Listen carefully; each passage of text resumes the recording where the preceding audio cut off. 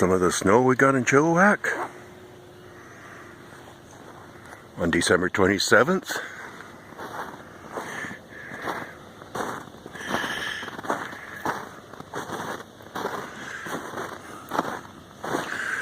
Mount Chem up ahead.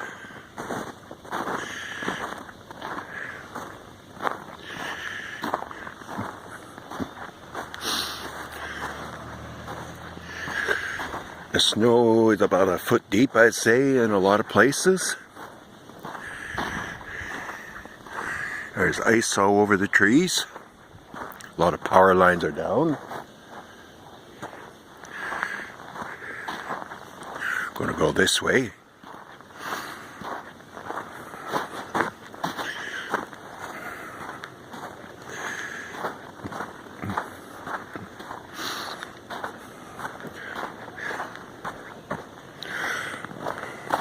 A lot of people had no electricity, but I was okay.